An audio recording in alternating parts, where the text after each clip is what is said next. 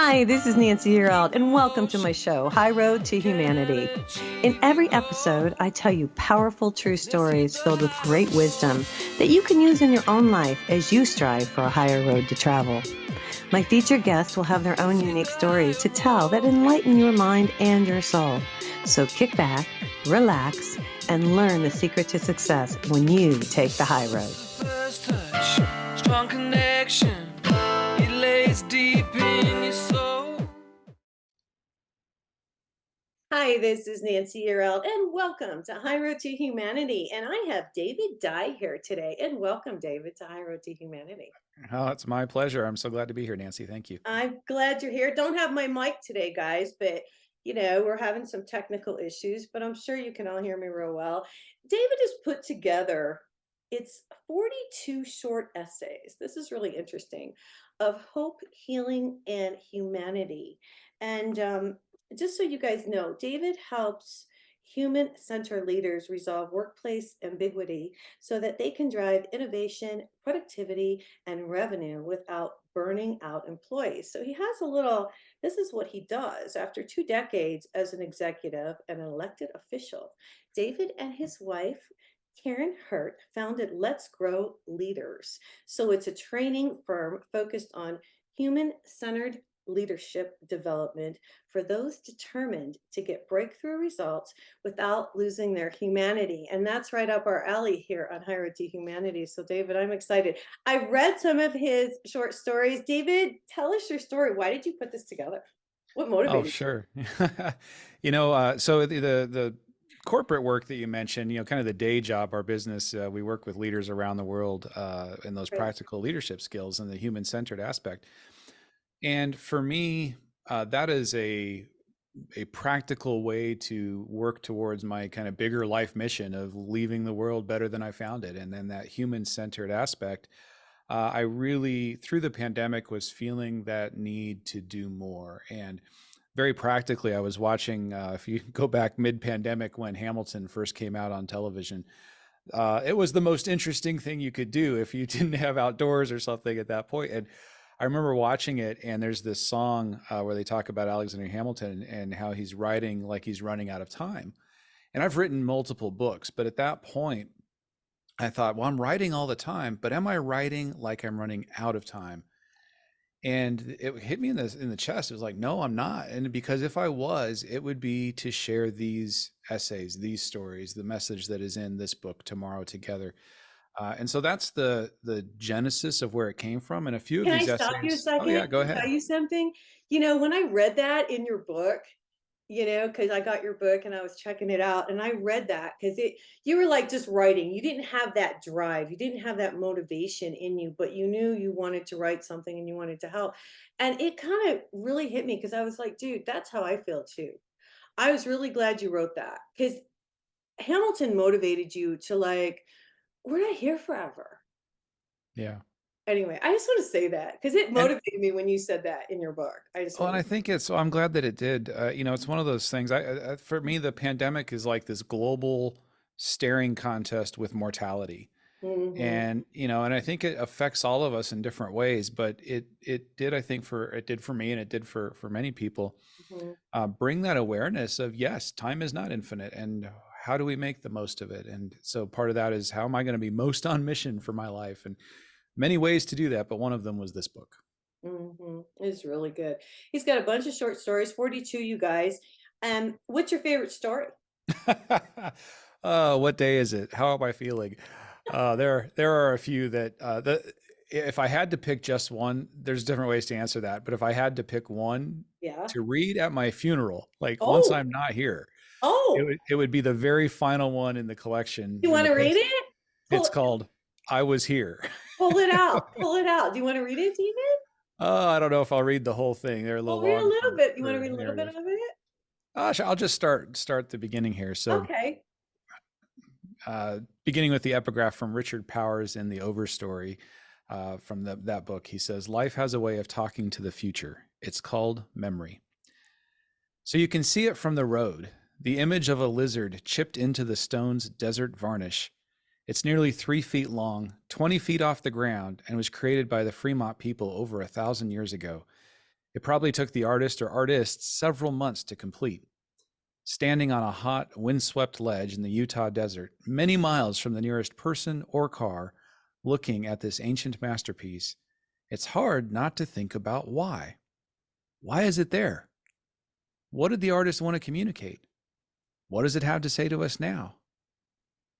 And most of those answers are lost in antiquity. We just don't know whether the image and so many petroglyphs like it have spiritual significance, or the ancient hunting billboards, or artistic displays that celebrated their subject or the artist's ability. But one thing I do know, the artist was there. Mhm. And so that's how that one starts. And getting through all the different things that I'm going to skip to the end on this one. Okay. Well, it's about making your mark, though. It is. It's about making your mark. And so, the question in the essay is, why do people leave their mark, whether it's a graffiti artist or people carving their name into trees or the hillsides, or different Right. things? And, Like, I was people here. It matter. I matter. I think that's what it is. I exactly. think we all wanna be seen. You know what I mean? And I think the ultimate and part of the message of Tomorrow Together is it's the together part. Like our tomorrow depends on our together, if I were to shorten it down. And Mhm. that legacy each of us leaves, the reality is, to as a human being, to leave that mark and be known, the reality is that's not going to happen for most of us. Right. Statistically, you can, any of us from 1,000 or 2,000 years ago, we can probably only name one or two or five people depending on how well we know our history. But so many of the things that we all do survive in one another. So who designed your chair? Who invented the regulator that lets you use the natural gas or your propane to cook? Who Mhm. designed the font of the thing that you're reading right now? The vaccines and medicines that keep us alive, the car, the coffee maker. And we don't Mhm. need to know in order to use them, but the creations survive and become part of how we live. We survive in one another. And Mhm. so every human breath is a declaration. This is getting to the final lines. Every human breath is a declaration to the universe of the many generations that came before. They were here. I don't know their names, but I've received their gifts, their creations, their love. Know me and know them. And so the question for the listener today, what gifts, love, and creation will the future enjoy from you? Yeah, exactly. How will you leave? Will you leave it a better place? And it's true. Everything I read in your book, it was so interesting. You were talking, and I can't even remember what story it was, but it was what you were just saying. How many people affect our lives and we don't even realize it. Yeah, You that's the know? opening essay, An Age of Yeah, Miracles. talk Yeah. about that a little bit because it's Yeah. true. I had a day, and it was just a day in my work. I was sitting at a restaurant. I ate, and it was just a really good breakfast. Short ribs that had this, some days the food just is so It's good. really good. You Yeah. can eat the same dish 5 times. You're like, that one was the good one. And the music was good. And anyway, I was just thinking about, and then I flew to some work, and I was texting with my daughter who lives in Guatemala and my, at that point, fiance in Maryland. I was sitting in Colorado at that point, and just all of the aspects of that one day of my life and how those would have been magic or devilry or wizardry 500 years ago, or Mhm. 1,000 years ago to human beings. And then you think about the millions and millions of people that it takes to have just that one day. Yeah. The people who built the restaurant, got the food from wherever in the world it came from, all those spices, everything, to music on it that's piped in overhead. Like we just take that for granted. 150 years ago, you wanted music, you had to go watch people play it in front of you. That was the only time. Or if you had an instrument yourself. And here I'm hearing Yeah, one of there the were no world's mariachis. best. No, there, like it's like there's what is right in front of you, and that's it. That's funny. I So love we it. live in an age of miracles, and there is so much to appreciate and that we give one another. Yeah, there were some stories that I picked out that I was hoping that you would share with the audience, if that's okay. Are you Of cool with that? course. All right, cool. I really like the one on the wild donkeys. I am such an animal lover. This is an island in the South Caribbean. It's Bonaire. Is that correct? Yeah. Okay. Tell the story. This is really interesting. So yeah, Desert Island. It's far south in the Caribbean. There, it's 60 miles north of Venezuela, Okay. and it's known for scuba diving. That's why people go there, and that's why I was there, was scuba diving. But there are these donkeys. So salt production was big. Like when the Spanish colonized that island originally, they brought donkeys with them to haul the equipment around, and they basically boil the ocean, evaporate the ocean, and make salt. And well, at a certain point, you get machinery, you don't need the donkeys anymore, so they let the donkeys roam free. And 400 years later, the donkeys are still roaming free. They survived. But it's a desert island. It's not made for donkeys, right? That's not where they grew up. They're not made for it. So it's a tough environment. The donkeys are sick. They eat the native vegetation. So, it's Yeah. biologists would call it an invasive species, and Yeah. donkeys suffer too. So some people got together. This woman in particular started a donkey preserve, a refuge for sick, injured donkeys, in order to protect the donkeys. and Which is and kind of cool. and it's fun to go. Like, if you love donkeys, or we call it the Shrek museum, because like you go through and you just all these donkeys you can feed carrots to, and so you can pretty much hear Shrek going donkey, that kind of thing. Yeah, that's great. I love And so, like, who doesn't like this, right? It's wow, they're really doing a good job of protecting, taking care of hundreds of donkeys. Well, the point of this particular essay, and several like it in the book, is that we have to understand that there are different perspectives on things. it. Mhm. And for me, I was like, wow, what a cool thing. Who couldn't like the donkey preserve? Well, it turns out there are several thousand people who don't care for the donkey preserve. I So know. I did some investigating. I saw a little poster, a handwritten thing on a grocery store. I was like, against the donkey preserve. I'm like, what is that about? So then I get on the internet, I start doing some research. Right. Turns out that there are people, they've lived their whole life in Bonaire. They're citizens. Their grandparents were citizens of the island. They've grown up with the donkeys. The donkeys are part of their culture, and they don't want to see them go. Um, they care about them. They put out water for them. They take care of them as best they can. They're part And of you the can, community. yeah, they're part of the community. And one of the other things that they object to is that the donkey preserve sterilizes some of the male donkeys so that it Oh, they population pick up. control, Yeah. right? To keep Mhm. from, and or will euthanize some of the sick donkeys, right? And so there are people who don't care for that. They feel Yeah. like it's a war against their culture and their way of life. And so the message for me when we're talking about these wild donkeys is that in any situation, there are going to be multiple perspectives. And as human beings, we have one, at this point in our existence, we have one rock to share. It's this big floaty rock we call Earth. That's it. Yeah. Maybe someday we'll get a second one on the moon or something, but for right now, this is what we have. Mhm. And to be able to build a better future together requires that we are cognizant, aware of, and not just respectful of, but really truly strive to understand one another's perspectives. Well, yeah, I can David. I That's can the still be pro donkeys. It's okay. I like the donkey preserve, but I got to respect the people who oppose it. right. And I don't want to interrupt your train of thought there, but as you speak, it makes me realize, we've become such a society who is so combative. Hmm. It's like really crazy. People, and my biggest thing, to be straight with you, is respect. RESPECT. We used to laugh, right? We used to sing that song. And now I see no respect for each other. And that's the sad part because we're not respecting humanity and we're not respecting our fellow man. And we're all, in this game together. Yeah, we really are. And the we're in the game together, but we're all sitting in different positions, different roles. If we're on a boat, it's different seats in the boat, what have you. And I Yeah. think part of it, when you're talking about the respect thing,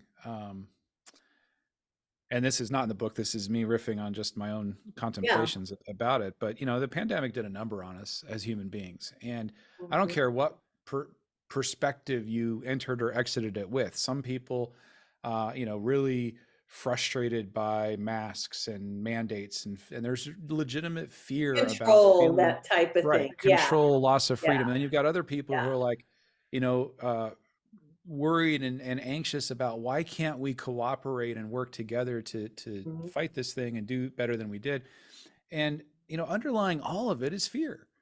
And Mhm. when we're not at our best with one another as human beings, so often the reason for that is fear. Yeah. That's And true. and so how we address that, partly starts with understanding.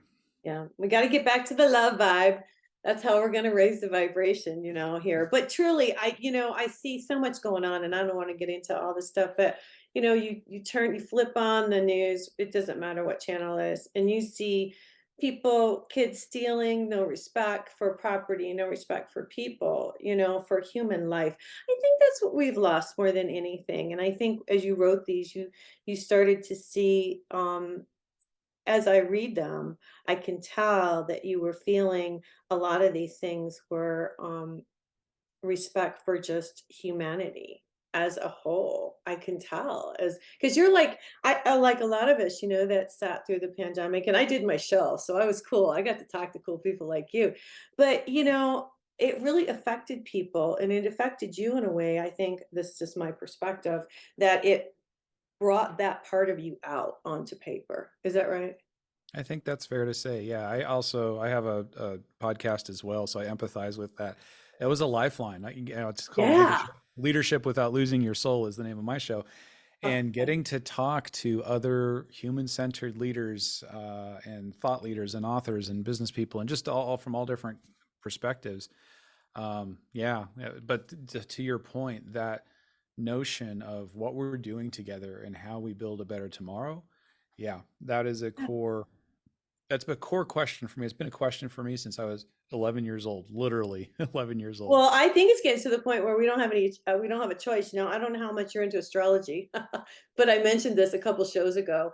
We have just finally started the age of Aquarius, where the planets have shifted and things have shifted. So, All I know about the age of Aquarius, I learned watching the oh, musical, good. Oh, watching Hair. So that's about what I know. I know this is the dawning, right? But now it's here. You know how they said this is the dawning, but now it's here. And so, hopefully we'll see some changes. Let's talk about a couple more stories. I liked seeing. Talk about that. It's you were started running, and I wrote down this quote: "One of the greatest gifts we can give another human being is to see them." Mm, yeah. Talk about I love this, because talk about this. You were gaining weight, and then you decided you were going to run. Do you remember the Oh story? yeah, absolutely. Okay. My wife Karen, she calls it adult onset running. I've been overweight my whole life, and I was not a particularly athletic kid, but I've always liked hiking and walking and all. Then my daughter in high school, she started running cross country, and I'm like, it looks like she really enjoys that. I don't understand that. My And so daughter runs, so I feel the same way. I'm like, what? I don't get Okay. it. Well, Yeah. then I like, all right, well, let me try. And and what I learned about all that was that no one ever taught me how to run, which sounds funny. You just should know. But Oh. what I learned that running actually is not just tearing out your door as fast as you can until you're exhausted and fall over in a heap. That's not running. There's actually a process to it. And here's after the book was published. Last fall, I ran my first ultra marathon. I ran 32 miles in one Oh my day. gosh, congratulations. That's huge. Thanks.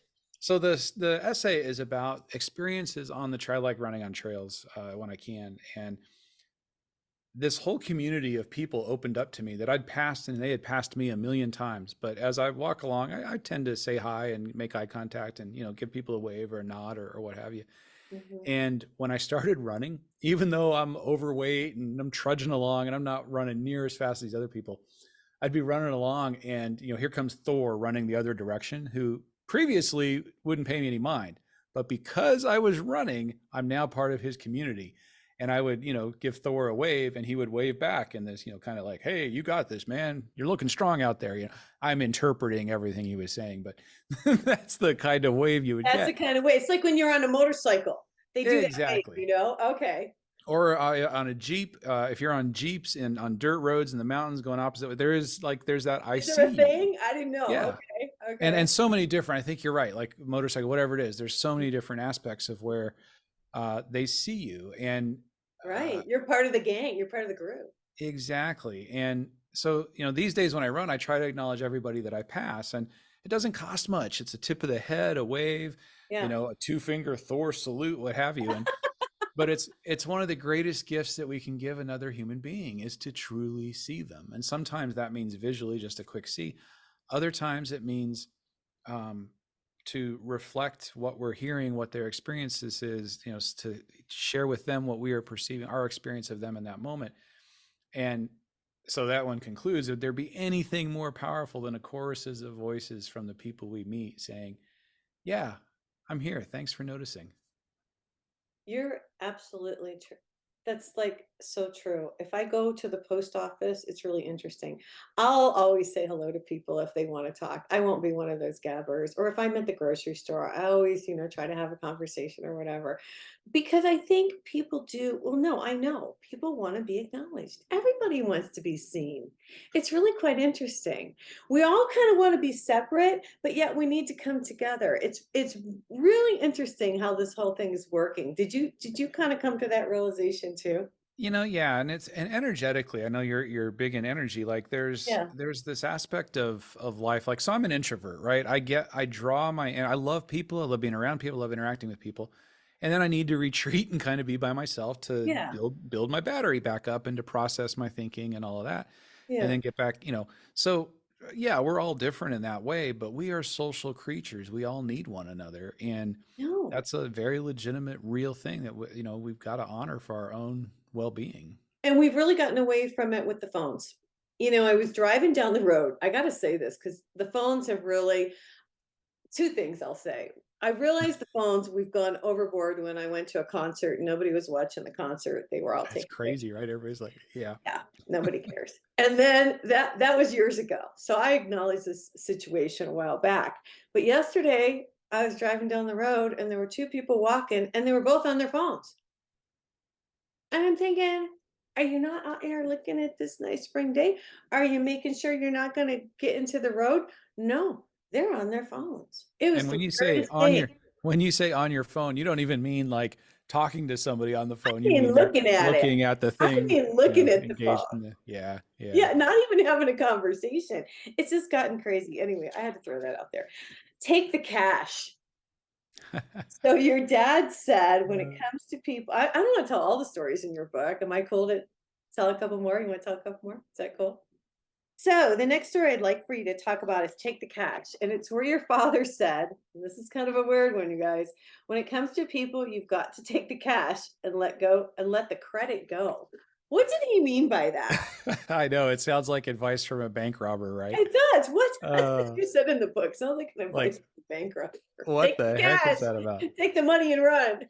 Yeah, take the money and run. And a little bit of that was the way he meant it was, and so this was, I grew up in a very sheltered, almost cult-like type of environment. It was like of a Christian leaning cult and this kind of thing. So no alcohol in our house and nobody around me ever drank. And one day I met my first alcoholic and he was giving me drawing lessons.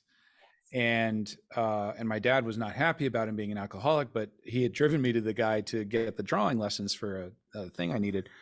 And so I get back in the car. I remember we had this big green, ugly green Nova. And I sit down in the car and he says, listen, when it comes to people, you got to take the cash and let the credit go. And what he was trying to say was that everyone has their good thing to contribute and everyone has their not so good thing to contribute. Take what's valuable. Don't worry about the rest. Well, okay. That's advice. I learned that at whatever age and it was like, okay, that stuck with me. But I always was curious about it. And I'm like, he didn't make that up. Like, where did that come from? Is that an old saying? So I look it up. I know. I think It's a line. It's a line from the Rubaiyat of Omar Khayyam. So the Persian poetry that was written in the 19th century, right? That he's quoting to me. But here's the context, and this is the funny part. He had the context completely wrong. yeah, I was gonna say, do you want to read it or do you have it there or no? Yeah, I can share it. It says, so it just the stanza that it's in. Some for the glories of this world, and some sigh for the prophet's paradise to come. Ah, take the cash and let the credit go, nor heed the rumble of a distant drum. So what that means doesn't mean at all what my father intended. What it actually means is enjoy the day, don't worry about the future. Carpe diem. That's not at all what he was trying to say. I Uh, love it. That's so so fantastic. yeah, Is it's your it's dad funny. still around or no? Oh, that's a sad story. There is as much as Oh, joyful as I might sound in the retelling of these stories and everything in our show here. A lot of sadness in my life, and my relationship with my father is one of them. He has not been, if I'm being totally honest, he has not been a healthy person, and I have not been able to maintain that relationship with him, oh, um, poor which guy. is sad and Yeah, unfortunate, but also the reality. Yeah. Well, I think a lot of people go through that, and myself included. I can understand, but we all, grow and we learn from those people. Isn't it interesting? We learn from those people sometimes the most important life Absolutely. lessons. So, Oh yeah. Yeah. gotta give it that. All right, there's a couple more I wanted to ask you about. Let's do it. All right. So what about candle party? Okay, I'm a candle girl. I light a white candle every morning. And you say in the book, I like this. This was really nice. You say we light candles to start a moment or or signal a sacred time, to warm a room, to scent a space, or to set a mood. And that's true. Candles really, do that. And so it's called candle party. Yeah. The candle party is one of, so each section of essays has a theme. And so we've talked about some of the ones about different perspectives and the miracles of life and connectedness. There's a section about nature and so on. But in between these sections are interludes, and these are reflective essays. And the candle party is one of these.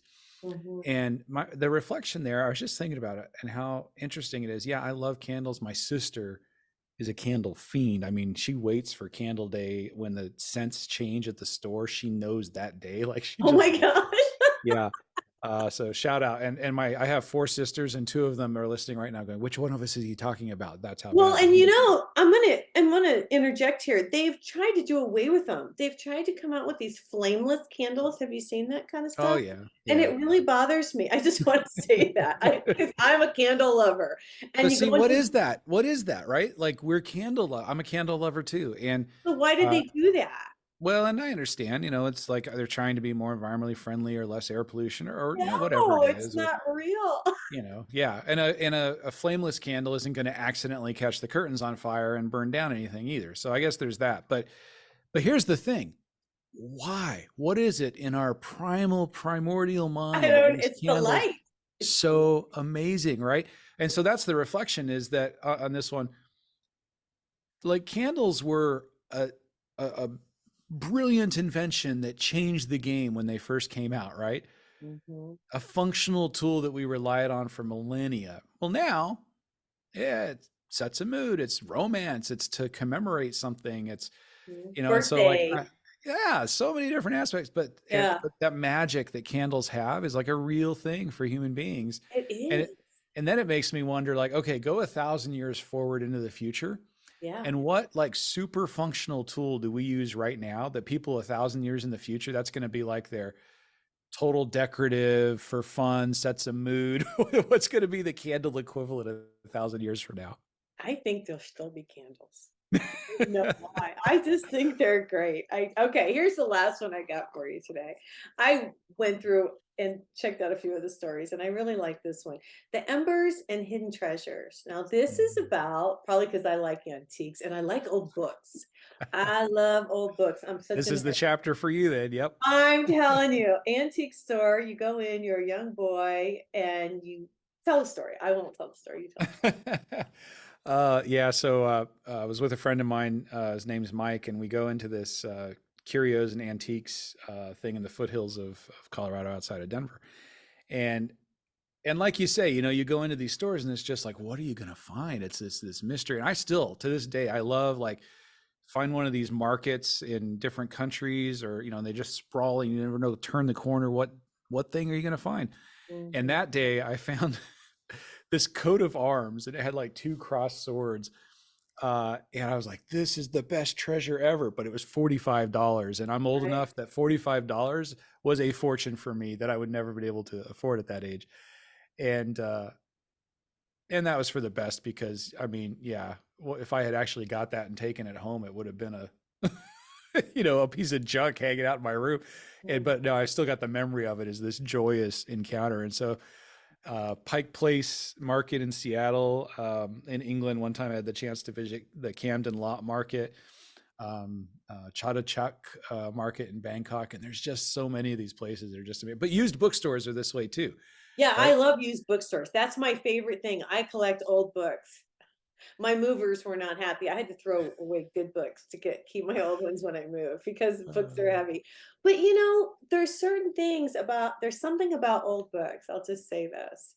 There's this and it's they wrote differently then. You know what I I mean? would. Everything was there's a charm.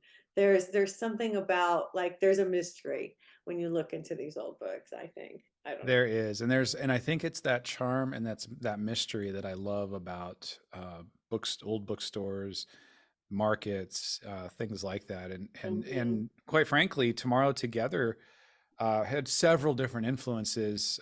Some are very contemporary, but one of the older ones was a gentleman writing in the early 20th century, so like 100 years ago, from England, and he wrote a book of delights, and Oh, it's a okay. series of essays, and yeah, like you say, the language is just so ornate and beautiful, and yeah, that's definitely was an inspiration. Mhm. So tell everybody what you're doing today and how they can get in touch with you. It's funny you ask because quite literally today I'm writing another book. I love it. That's What's it so about? what I've been working on today is Karen and I are writing a book come out via HarperCollins in May of 2024. Oh, So wow. it's yeah, the sort of publishing cycle takes a while, Yes. but it's called Powerful Phrases for Workplace Conflict. And Oh, so, all of us, conflict is a human thing that we all deal with, and it can be used constructively and productively, or it can really tear us apart. So, the book's all about really practical ways to have those conversations in a way that builds relationships, gets things done together, and avoids all the destructive tendencies that can happen there. yeah. And I'll just ask you this briefly. I don't want to get into a whole thing, but since the pandemic, most people have wanted to go home and work. People have really enjoyed being at home. In fact, I saw a picture. It was really cute. I think it was on Instagram where they had like six office members. And what do you really have on underneath on I your saw that Zoom same calls? picture. That was a Yeah, great picture. it was really. Did you see that? I I did see was that like, picture. that's Just really for the cute. record, I'm wearing blue jeans right now. I just wanted Yeah, to be me clear. too. But a lot of people will wear their pajama pants or have Sure. shorts on or whatever, and it was really cute to see that. So in the line of work that you're in right now, do you Yeah. see that? I mean, because 'cause that's gotta be a big part of this right now, because people Yeah. like not And wanting to go back. with time short, the tightest I can condense it is that there is a range of perspectives, and just like our wild donkeys, it's really important to recognize that range of perspectives. You have some people who are exactly as you described, like, this is the most productive I've ever been. I love the Mhm. flexibility. And we're doing a global study on conflict right now as well. So I'd love to invite listeners to participate. Oh, nice. Worldworkplaceconflictsurvey.com if you want to get your voice in the mix. But Okay. what we're learning is that there are people right now who are saying, yeah, I'm experiencing a lot less conflict at work. Why? Remote work. I'm working from home. I'm not around people, less conflict. The flip side of that is there's also less collaboration and less discovery and less creation happening in some of those circumstances. Mhm. But there are also people, and it's almost evenly split from the research that we're doing. Okay. You've got 30% of folks who are like, I really like working from home. That's where I want to be. You also have 30% of folks who are like, I have got to get back to people. Yeah, And and I that isolation is tearing me apart. And yeah, businesses are caught in the middle of trying to figure out what how to do do. we balance all of that Yeah. and serve our customer. Yeah. Well, and that's exactly what I was thinking as you were speaking, that there has to be the balance. And I like the balance. I think it should be um 2 days in the office and 3 days at home. Something like Yeah. that. You know what I Yeah. mean? Or vice versa, 3 days in the office, 2 days at home. Because If then you've got the best of both worlds. You're still interacting with your people, you're having your Monday morning meeting, but maybe you get that long weekend or something like that, which kind of on the production. on the chance that we have anybody listening who's making those decisions, what Nancy just described, if you choose that, Yeah. to get the best of both worlds, you have to be very intentional about getting the best of both of those things. Otherwise, you end up with the worst of both of those things. And we've seen that too, where like people do the 2 on 3 off, and people are in the office sitting on a Zoom call with all of their colleagues who aren't like, and that's a waste of time, gas, and everything else. So Oh, so like you've seen that too? So use everybody's gotta do it. use your in-person time intentionally for the things that in-person is absolutely best for, like connection creation, and relationship, and use the solo time for the things that the remote time is best for. So use Mhm. it for what Okay. it's best for. Be Okay. intentional. Well, that makes a whole lot of sense. Well, David, if people want to find you, of course they can find your book on, I would imagine, Amazon and all of that. Yeah, Amazon. It's available either paperback or electronic, depending on your preferences. Anywhere books are sold, you can all the different outlets and independents as well. It's called Um, Tomorrow Together, you guys, by David. Tomorrow Together: Essays of Hope, Healing, and Humanity. And if you want to find me or our leadership business, you can find letsgrowleaders.com. Letsgrowleaders.com. Okay, fantastic. Thank you for coming on, telling Oh, your my stories. It pleasure. was fun. Oh, I had a lot of fun, Nancy. Thanks for having me. Okay, cool. All right, you guys, this is Nancy. You're out. This is High Road to Humanity. I'm going to get out of here for today. I hope everybody has a fabulous week and God bless.